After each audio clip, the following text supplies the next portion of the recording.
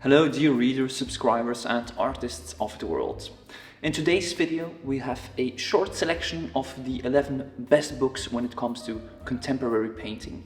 My personal favorites that I recommend to all artists and all art enthusiasts to become an expert in painting or within a specific niche of painting. Before pausing the video, when you want to look up a certain book, you can simply watch this video and then consult the description below, where I'll have links to every single publication that I mentioned in this video. We're going to start with two books who are focused on the technical side of painting, followed by two books who are presenting a comprehensive overview of contemporary painting today. And then we're going to delve into some specific niches, subcategories within contemporary painting. And we're going to conclude with my two personal favorite monographic publications from two of my favorite artists. Let's get started. Arguably in painting we have two main techniques.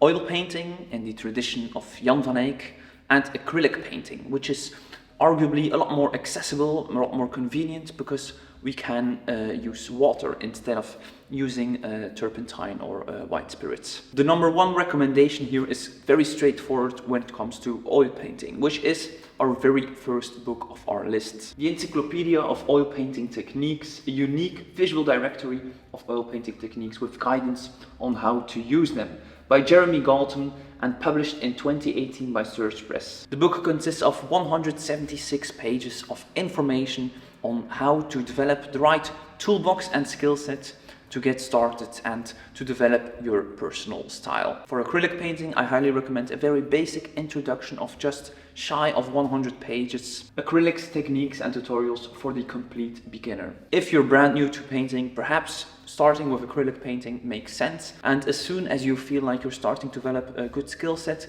don't be intimidated to make the switch to oil painting, because it can be a lot more powerful depending on your style, of course. To be clear, you can become very successful as an oil painter and also as an acrylic painter, with the examples of today. Luc Tuymans, for instance, with oil paint, and a lot of paintings by David Hockney, who are in acrylic paint. So those who are still in doubt to start painting, purchase one of these books and get started.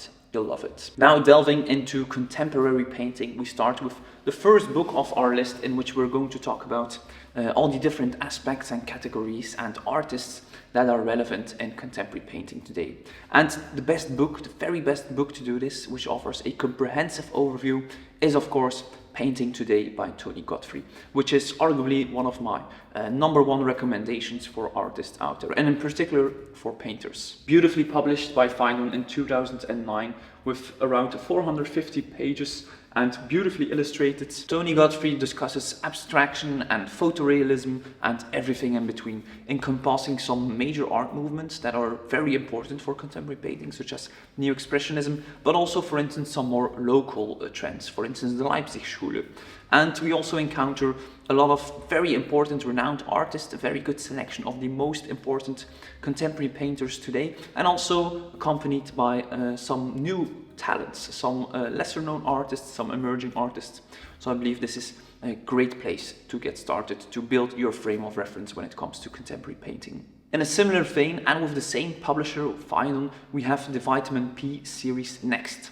Vitamin P stands for Vitamin Painting, and here we have a very great curatorial selection, which is actually advised by many artists and critics around the world for which artists that are most relevant in today's art scene in painting today, that by doing so are exploring new perspectives in painting today. We move on to a very small but very powerful condensed publication, which is Painting from the Whitechapel series, Documents of Contemporary Art. I absolutely adore this series of books. In essence, they take a specific concept or idea or subject or medium or discipline, such as in this case painting, and they compile all the most important essays, interviews, articles from the recent past into one very powerful and very informative academic reader.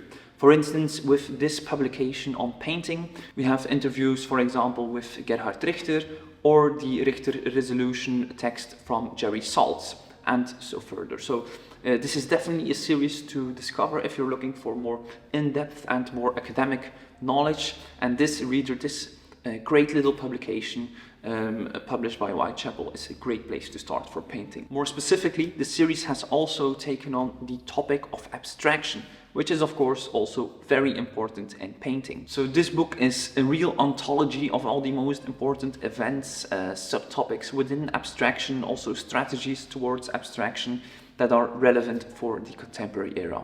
So if you're an abstract painter, definitely consider this book for you. We move from the abstract back to the figure with two publications that are tackling the almost revival of figuration. However, this is something that I have contested in a different article. It moved to the periphery and now it's really back to the center. And it is illustrated with actually two publications that emerged around the same time, 2014, 2015, when it became clear that figurative painting was back to the center of high art in painting, how it actually always has been. First publication here is Picturing People, the New State of the Art by Charlotte Mullins, which was published by Thames and Hudson in 2015 with just shy of 200 pages of a great selection of artists and also some interesting writings by the author. The second publication I recommend when it comes to figurative painting is A Brush with the Real, which was published actually the year before, and it also consists of a great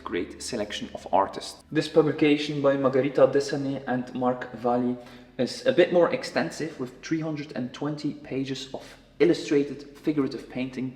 So if you're an enthusiast or interested in figurative painting today, this is a great book for you. Now moving on to a more specific niche within contemporary figurative painting is of course landscape painting now. This book takes on landscape painting from pop abstraction to new romanticism with a great recital of stunning artists, and it's really incredible to see how such a genre, which is often seen as obsolete, to see it in such vivid contemporary form. As promised, I would like to conclude with two monographic publications, meaning a publication of a single artist, and I would like to talk about two of my favorite artists here. The first being my compatriot Michael Borremans with his publication The Badger's Song.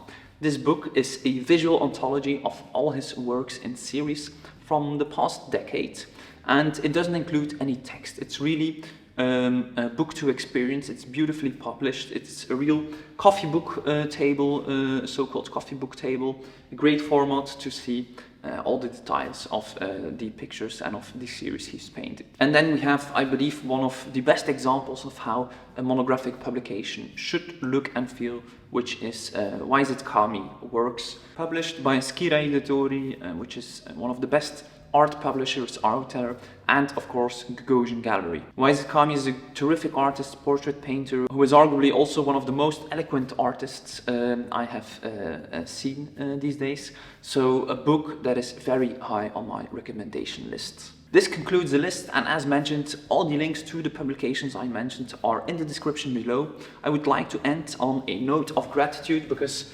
last week I received in the mail this plate for reaching 100,000 subscribers here on YouTube, which I believe is a lot more than I possibly imagined when I published the first few videos. And I simply want to say thank you to all of you. Thank you for watching, for all the kind responses. It's very rewarding to see that this channel has actually made a difference for so many artists out there, and it has become my personal avocation to continue to do so. So thank you 1,000, thank you 100,000 times, and I remain at your service for future videos. Thank you so much for tuning in today. Feel free to watch our video on the best books for self-taught artists next. Support us on Patreon, and please consider subscribing to stay posted for more contemporary art. Bye.